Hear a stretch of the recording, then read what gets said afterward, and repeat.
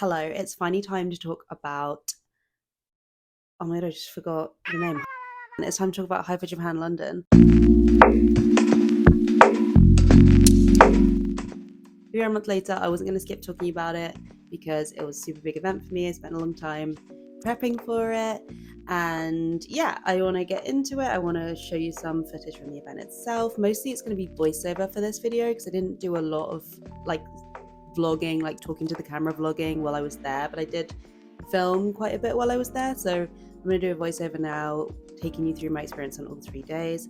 And I will also, of course, be reviewing the convention and going over my expenses, costs, and my profits. And if you've watched the vlogs, you've seen I've done smaller Comic Cons. This is kind of like the biggest event that I was doing so far. So I took it quite seriously in terms of prepping for it because I really wanted to come and make a big impact. I actually thought I would include that prep work in this video as well, but I think it would just become like a mammoth video. So I figured I'll focus this video on my actual experience at the convention.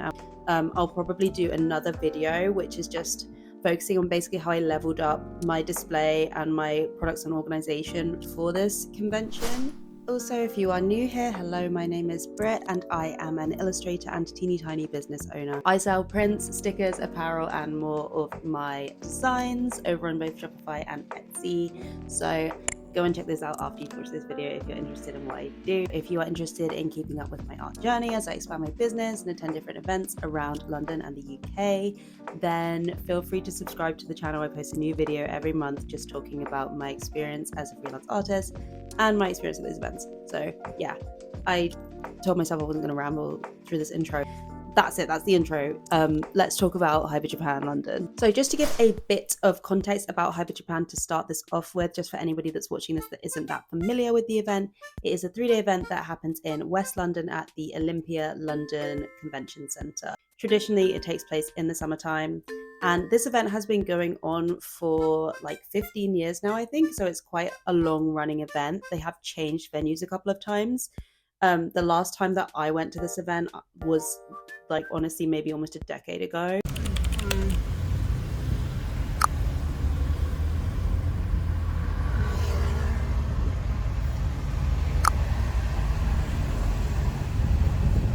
So as I said, I was pretty organized for this convention. I got these new crates to put all of my t-shirts and totes in, and I think that really helped. I also had a wagon this time, which made it so much easier to carry things from the car into the convention. So for Hyper Japan, you can set up on the Thursday before the convention, which ideally I would have done because I think it's always nice to go a day ahead.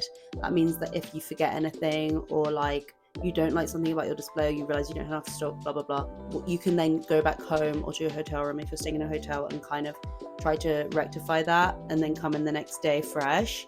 It also means that you're not going to be rushing setting up before the convention opens, which we all know is just like incredibly sweaty experience. Saying that, it was probably a bit impractical that I planned to set up on the Thursday, considering the fact that I was actually flying back to London on the Thursday from a trip with my friends.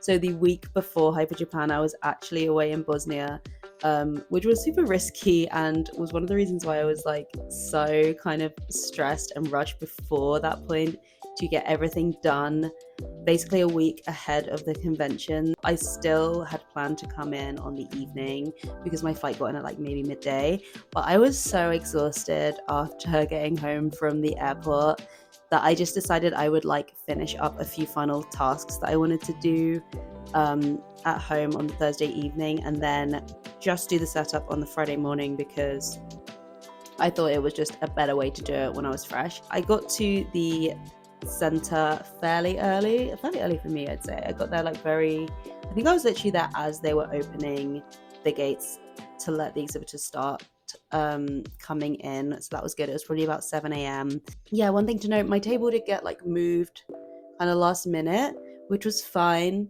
but I really had a hard time like locating where my new table was, and it was probably exacerbated by the fact that my table placement was quite weird. I'm gonna like show you a bit more of that in the footage, but I was like in this weird kind of like pocket of market exhibitors in the corner of the ground floor of the hall, and it was just hard to find, and I kept going to the wrong place. And then while I was lost looking for my table, I ended up leaving like my portfolio bag of signage just in another part of the hall, and then I was freaking out because I thought I left it in the car or at home.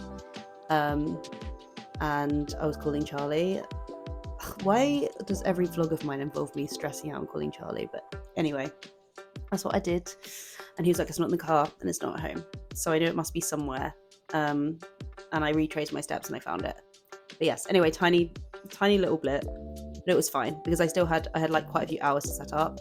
So I was actually really comfortable with the setup time that I had, which makes a change, to be honest. So I guess that's growth, if nothing else. So I was gonna record myself doing setup and show you a time lapse or something like that, but I don't know, my camera just had other ideas, and honestly, during setup I always just kind of want to focus on what I'm doing, so I just binned that off.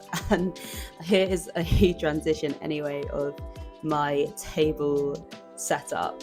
And as you can see, this is a much bigger display than I've had in my previous vlogs, and I did a last minute corner setup for this. I knew I was going to have 2 tables worth of space, but because I wasn't 100% sure on my table placement, I wasn't sure if like we were going to be allowed to do corner setups or if I might have someone on the other side of me so that I just wouldn't be able to. I thought about the fact that I wanted to do a corner setup, but I never actually tested for it. So there was a little bit of improvisation on the day, but I actually was so pleased with how this came out. I think looking back at it, it's definitely my favorite table display that I've done so far. I feel like everything feels cohesive, but you can like see all of the products really well, and it's just like, I think it's just a nice like visual feast for the eye. I'm also, as you can see, showing off some brand new products like my keychains.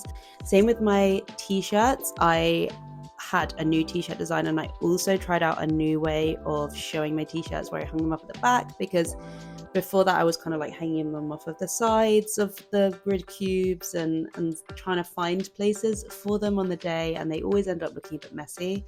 But I think having them along the back there was tidier, and also people's eyes did naturally get drawn to them up there, so that was good. I will say that it was very useful to still have an example t-shirt hanging at the side and at the front, because a lot of the time people just feel better if they can touch something, and they don't always want to just ask you to touch it. So I do recommend putting out an like sample t-shirt within people's reach. Also, the other change that I made was that I had all of my prints kind of like displayed up together on one side of my grid cubes in the corner there, because before I had not displayed that many prints. I had kind of just relied on them being in kind of browsers or racks for people to look through, but I wanted to test out the menu system and see if having more of them on display would catch more people's eyes when they went past. I wanted to declutter my table a little bit from what it's been before. I think that naturally happened because I had the extra space, which felt really nice as well. It felt nice to not feel like my table was just like crammed full of stuff. Everything had its right place, I guess. Like I said, it wasn't perfect. There were things that annoyed me. The sticky tape that I stuck the little Animal Crossing charms up with was terrible. I meant to use push pins, but I left them at home, kept flipping around, and that was annoying. And also, I will just never steam my t-shirts, and I just always need to because I hate how they look when they're wrinkled. But these are small things in the grand scheme, so yes, I was pleased with the display. Okay, maybe my first, like, I guess, criticism of my experience of the event is, like, I kind of mentioned it previously, but it's the positioning did feel a bit strange in terms of where my table was. Normally, for anyone that's been to Hyper Japan before or exhibited there before, you'll know that the artists normally are in the top gallery area of the venue. They call it like the market exhibitors, and that normally means artists or people that make their own products, or you know, are more like independent traders as opposed to like big businesses. They released some more tables for those people in the downstairs area, which is normally where like you find your more commercial, bigger booths. Actually, one of the reasons I applied for Hyper Japan because I missed the regular Artist Alley table deadline. I think pretty much all of those tables were gone by the time I came to apply to be a part of the event. But then they did release a few more bigger tables downstairs, which were obviously more expensive, but I kind of was attracted to the fact that it was actually downstairs because I figured that the footfall would be better. Obviously, there's pros and cons though, because if I had been in the gallery, I would have been surrounded by more artists. And I think that that would have made sense to attendees, you know, that they are in the kind of artist alley market area. Whereas I think having people like me and also the table opposite me downstairs, and we like, you know, make our own products and design and illustrate things ourselves, it's actually a little bit different to the people that are around you that are often like resellers or are selling like more toys or blind boxes or that kind of thing. We were quite isolated from some other parts of the hall. It was like obviously the market exhibitors were all upstairs, and then there was a big cluster of like the big commercial booths, and then there was like a middle aisle of food stands, and then there was just like these two sort of like corners with a much smaller cluster of retailer slash market exhibitors that had larger tables. It's literally the back corner and my table was facing the back of the hall, and I was wondering if I was actually going to get much traffic because the placement was almost like maybe the worst placement that you could have chosen, apart from the fact that it was downstairs, that I think was in my favor. The only thing that was opposite my table, apart from the two other stalls that were my neighbors, was just this kind of like rest area where people could stop and eat food. I might have put that there because they actually had some more exhibitor booths that they weren't able to fill, but I don't know if that's true. But anyway, there was like this weird dead space and like the actual wall just opposite where I was, so I was kind of worried about that. Charlie arrived to save the day, and I did what any good girlfriend and artist would do, and I put him straight to work behind the table. Look at him there. So at home, so at peace, so ready to make sales. I went off for a wander. So I went up into the Artist Alley gallery that I was talking about. This is where the majority of artists are. They actually have quite a small artist table size though at Hyper Japan. It's 4 foot by 2 feet as opposed to 6 foot, which is the standard size, I would say. So I do think that that was quite a struggle for some of the artists, but I have to say loads of these booths looked absolutely gorgeous. People really turned it out for the show, and it was such like a joy to walk around this gallery because there was so much good art to see.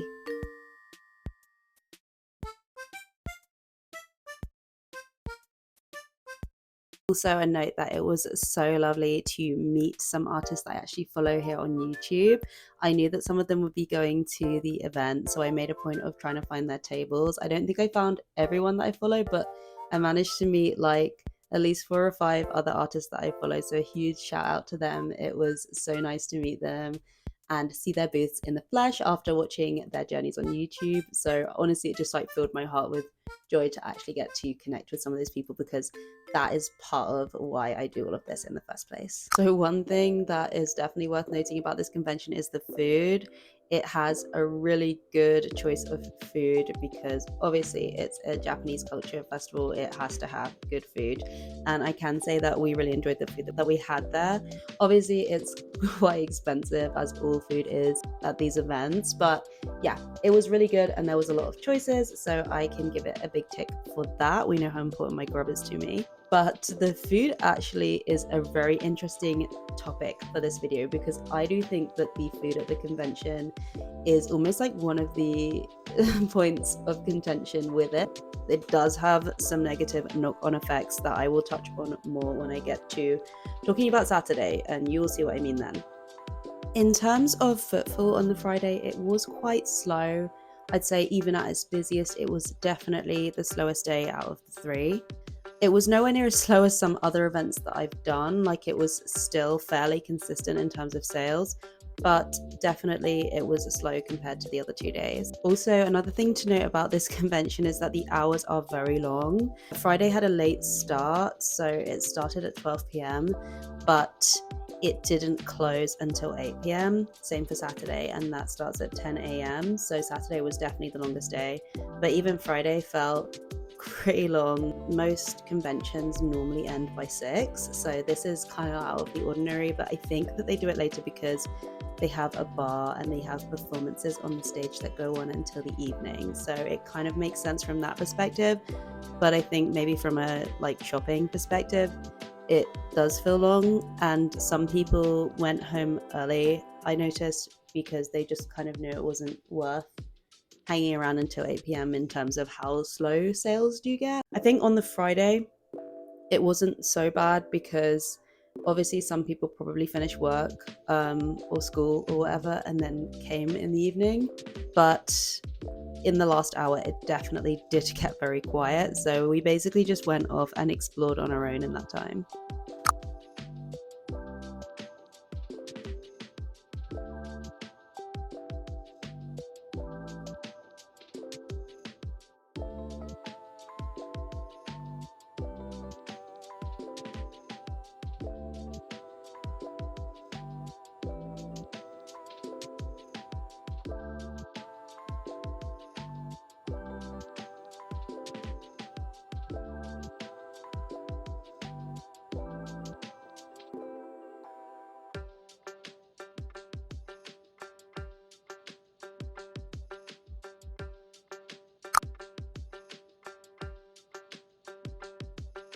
Okay, I'm not normally a fan of drinking on the job, but this bar was a very big feature of our weekend. It's time.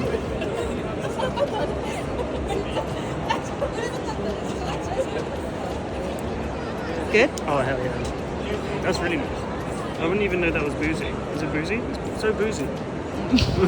We went there every single day, especially when it got quiet in the evenings, and it was kind of a lifeline. I feel like it really kept our spirits up, pun intended.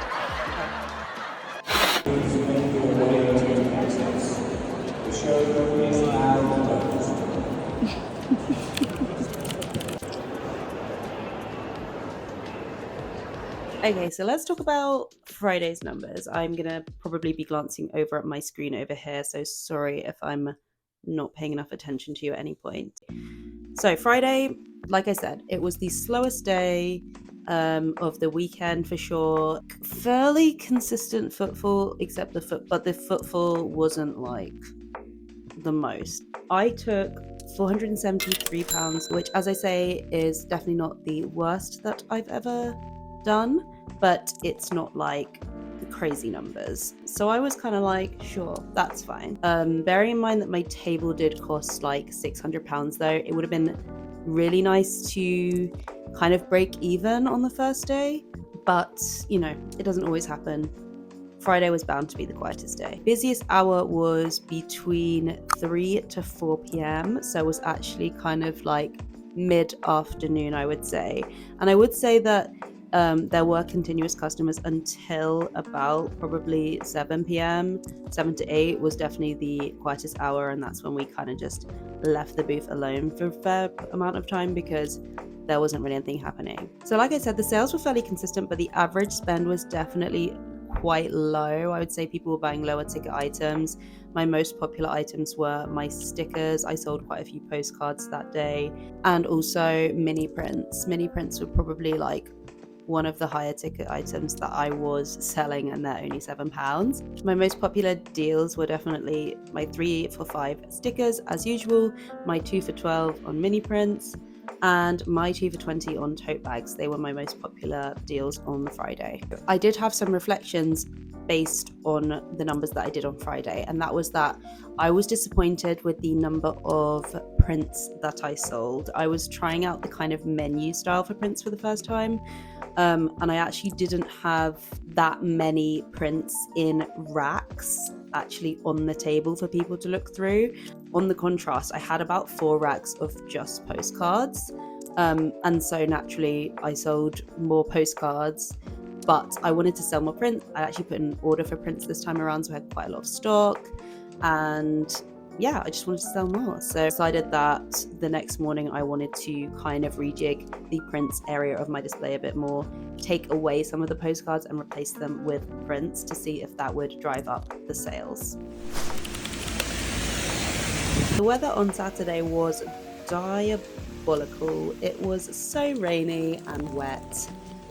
We actually got public transport this time instead of driving, because there was no point driving because we didn't need to unload or load anything, so we just took the train. Charlie is once again a trooper for coming with me, so thank you a lot. There was a bit of a buzz about the area, and like there was a bit of excitement that people were actually on their way and like queuing to get in, which felt, you know, like, oh, okay, we're gonna go sell some stuff. That's a fun time. I also made my self-serve prints upgrade. You can see here that I put way more racks of prints for people to look through, and I reduced the amount of postcards that I had in the hopes that more people would buy my prints. Also, I did do a little casual cosplay this day as well. I've never talked about this on my channel before, but I actually used to cosplay a lot when I was a teenager. I had the blue dress already. I thrifted it like months before, and I was like, oh, this could be really good for a little casual Kiki cosplay. So I ordered the bow on Amazon, and just, yeah, had some cute red accessories, and I felt cute. I had lots of compliments, so thank you to anyone that complimented my Kiki cosplay. Also, you can see here just how popular the food is. This is literally right at the start of the day. It's like 10:30 a.m. and people are immediately queuing for food. I also was one of those people, to be fair, but I went to the Japanese bakery and I got a cute little hot dog and this matcha pastry. Also, when I was taking this video, I actually got papped by the photographer for the event, and then I ended up on their website, which was really cute. So yeah. So Saturday was busy, way busier than Friday. From very early on, there was a lot of people around, and I will say that some of the aisles downstairs did get quite crowded. Upstairs is definitely roomier in terms of the amount of space that you have in the aisles, so that is another benefit to the gallery. My little corner, people were able to pass through it quite easily, which was nice. I think there were other areas of the downstairs market section that were quite packed, but I felt like that was one good thing about my sport. Sales were good this day.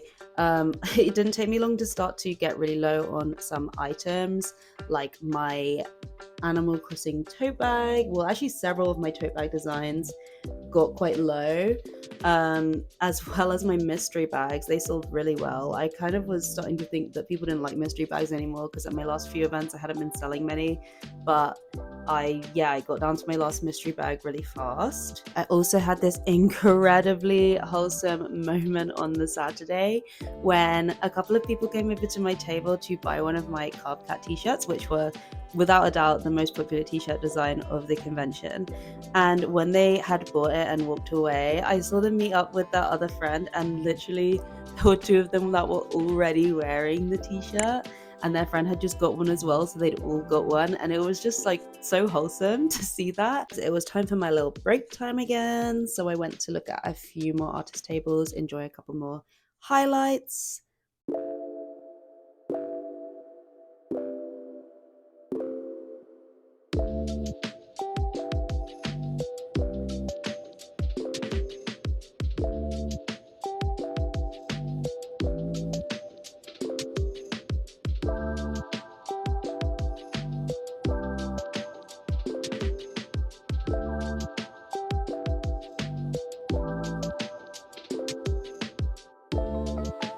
I also had a great time chatting to Leo from the Jewelry Patisserie and fueling her tangy addiction with my Animal Crossing blind bags.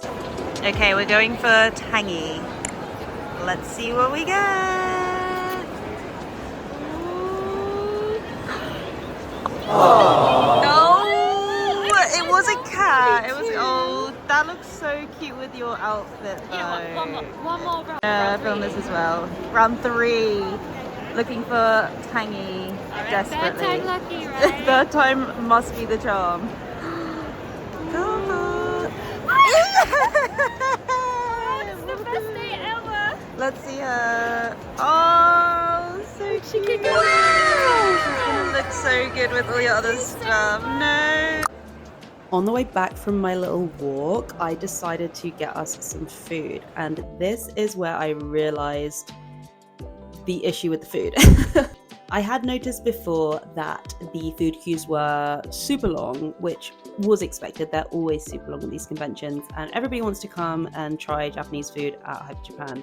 So that's kind of a given. By the time that I got into the queue for food, and it wasn't that late, I think it was maybe like 5 or 6 p.m. Bearing in mind this event goes on until 8 p.m. at night, multiple vendors had already run out of food. I was in one of the only vendors that still had food left. So that was, first of all, contributing to how long the queue was, but second of all, kind of a bad sign when we still had hours left at the convention and people would probably want to be eating dinner, I guess. It's just a natural time to want to eat. Obviously, people had literally been eating since 10 a.m, so they don't really care about natural time to eat, but people were still going to want to eat is my point. And the fact that it was running out, plus the line was really long, was kind of off-putting for attendees, obviously. I could hear people behind me like Googling other restaurants nearby and saying, oh, we can just go here for dinner, or we can go to Westfield, or we can go somewhere else, because of the fact that the vendors were running out of food and the line was so long.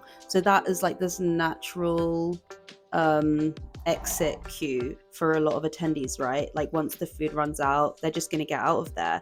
Post 6 p.m, the place was like a ghost town because I believe of the food ran out and people were hungry, so they just left to go for dinner. Obviously, it might be a good idea for them to actually increase the amount of food vendors just so that there's less of a chance of it running out, or if some places do run out, there's still like a lot of other options.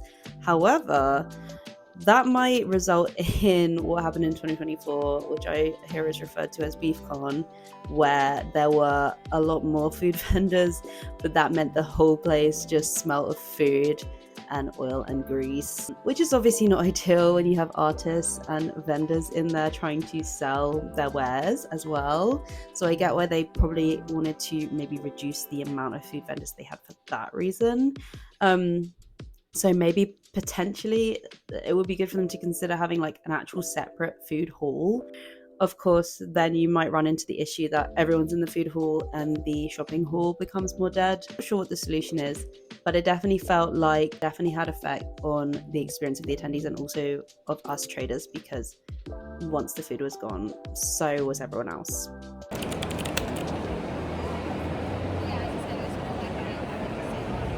How about you? I feel great. I feel great. So Saturday numbers, despite the massive slowdown post 5 p.m, it was a much better day for me than Friday numbers wise. It was actually the best day that I had ever today. Took just over $1,000 on the Saturday, which well exceeded my expectations. For reference, my kind of hope was that I would take about 1,500 the entire weekend.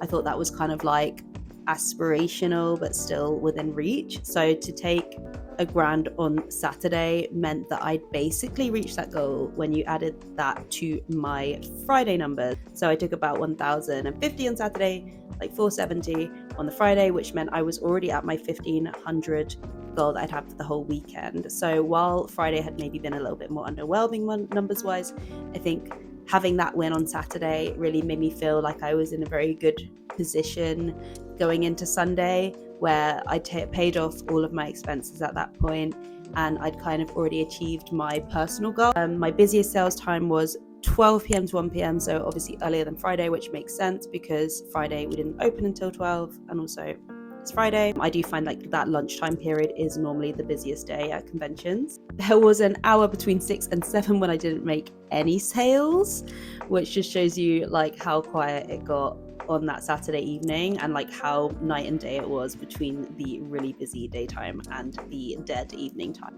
One thing that I definitely noticed like throughout the day was that I was selling bigger ticket items on Saturday, and that was something that made me kind of confident that I was going to have a better profit on the Saturday than the Friday.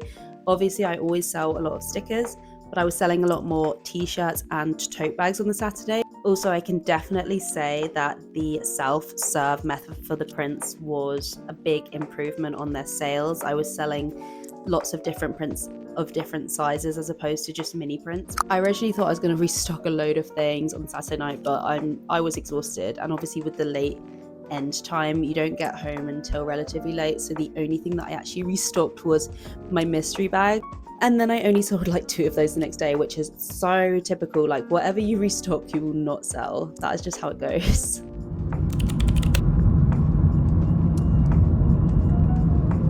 I didn't record a ton of footage for Sunday, partially because I didn't have Charlie with me, but mostly just because it was incredibly hectic on the Sunday. Way more hectic than I expected, which was a good thing, but it just meant that I didn't get a lot of time to film. I did have a helper for the day though. My friend Gilly kindly came to save me so that I didn't have to do the whole day alone. It was his first time helping out at a convention, but he was honestly so on the board with the customer service. Because Gilbert was still getting used to my point of sale system and like actually being on the booth, I didn't leave the booth as often as I do when Charlie's there, just because I didn't want to overwhelm him, especially because it was such a busy day. But it was really good to have his support there because there was a lot going on. Also, I did do a casual Tiana cosplay this day. I say casual, but it was basically just like a Tiana cosplay without the hoop skirt, because who's wearing a hoop skirt behind the Artist Alley booth? I haven't worn it since I was like 19, and when I say this corset top that I was wearing was so tight, I was incredibly uncomfortable all day, and it is comfy cosplays only going forward, trust me, because that was like some kind of hell. Also, a moment of commiseration for Gilly not getting the figure that he wanted from his blind bag. Which one is it? It's the one that's like No, I thought that one was kind of funny, but yeah, it's a shame you can't like see his face though. Oh, you could put him sitting up like that. Just like Maybe it could be like, you could put it on your desk, and if you're receiving guests, it can be up, but if you're like, you don't want to talk to anyone, it can be down. Yeah. I feel like this spot opens up. Wait, what? No. That'll be why. You know, why is it like that? Oh. What secret? Yeah, it does look like it should open. Anyway. Well, I do think it's cute. Sunday honestly came and went in a blur. It was a shorter day than the other days. It was from 10 until 5 instead of 8, and that meant that there was basically like no quiet period on the Sunday. It was pretty much chock-a-block from start to finish, which was kind of like a nice surprise in a way, because I think most of us felt like we would have made most of our earnings on Saturday, but I was actually still making a ton of sales on the Sunday. By the end of the day, I had actually cleared out a lot of stock. My tote bags were really low. I'd got a lot of t-shirts sold. Yeah, it just felt good to kind of like deplete some of those boxes and to have just made a good dent in my stock, I guess. Sometimes when I come away from a convention, it's like I just feel like I still have just as much as I went with. So to actually go feeling a lot lighter felt really nice for a change. Anyway, all packed up and waiting for Charlie to rescue me and take my tired carcass back home. Before I go into final numbers, let's just talk about Sunday in isolation for a minute. It was actually a curveball. I ended up making the most money of the weekend on the Sunday, despite it being a shorter day, and I took £1,096. I made 92 sales, and my busiest period was once again 12 until 1 p.m, same as on the Saturday. My best sellers were, as usual, my stickers, my tote bags, and also my prints, which was really nice. It is just kind of wild to me that I managed to make basically the same amount as the Saturday with 3 less hours, but yeah, it just goes to show how I think for the exhibitors at least, those extra late hours don't really make that much difference. Okay, so let's talk about my total profits. As always, this is kind of an estimation. I don't go super specific with my profits, because at the size and scale of my business and the amount of money that we're talking about, I don't think it's super necessary right now, but at the same time, I do try to account for several different areas where I have spent money. and made money to have a realistic expectation in my mind of kind of how much actual profit that I've made, just because I find it useful to think about it that way personally. Everyone has their own different ways of kind of working out what their profit is, what they would like their profit to be, what's worth it to them. We're all at different stages of our business as well, so of course your attitude towards your profits and your expenses changes. But yeah, for me this is the method that works, so I'm just going to outline it for you in case it's interesting and helpful. This is a local convention for me. I live in London and I have a car, so my accommodation fees were 0 and my travel fees were also very, very low for this. I don't live that far from the venue. My table, including tax, I believe was around £600. So that was my biggest cost to cover with this convention. I haven't done specific numbers for my food costs and my travel costs. I'm just kind of going to give a generous estimate of about £100 for those. We're talking 3 days. Like on the Sunday I bought lunch for Gilbert, I'll buy lunch for me and Charlie on the other days. So yeah, we'll just say around £100 for those lunches plus the petrol costs, which were probably fairly low. So that's £700 altogether.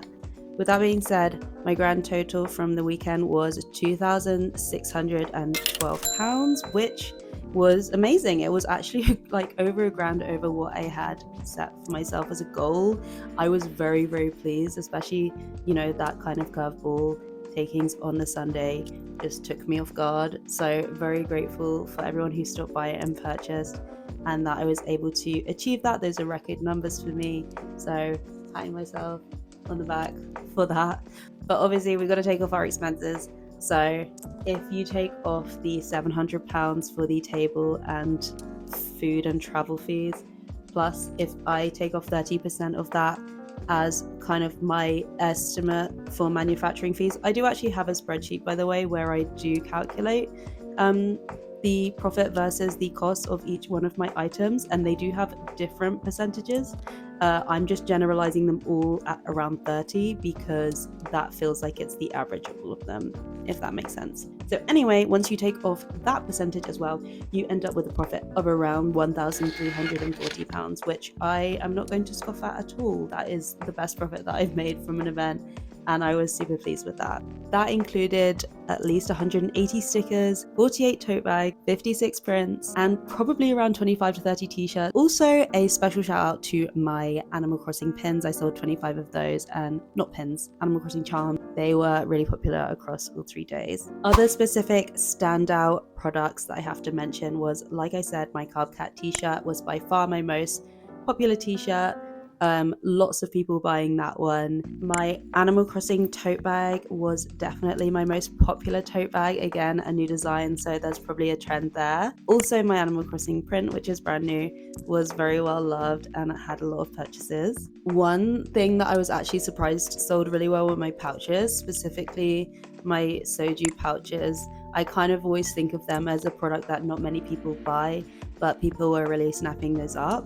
So sometimes it can surprise you what people are really drawn to at an event. What were my lower selling products then? There were some products that definitely didn't perform as well. I would say this is sad to say, but it's mostly my Snacky Barra products. I think my Snacky Barra stickers are a massive hit. They're probably my most popular stickers.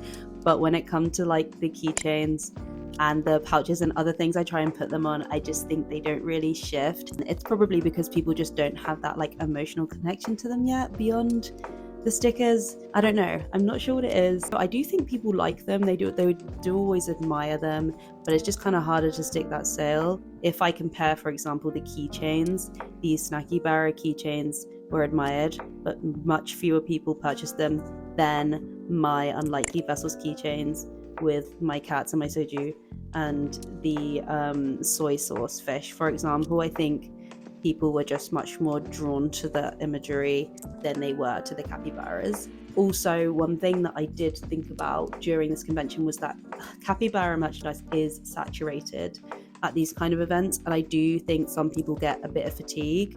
There are people that absolutely love it and they will just buy anything to do with capybaras, but there are people that are like everyone's got capybaras, not another capybara, Like I think sometimes there's a little bit of fatigue around it. So it's all banking it all up here just to think about, yeah, those products do not sell quite as well as some of my others, including my other original products. I'm not just comparing them to fan art. Other things that I noted from the trends of what people were buying.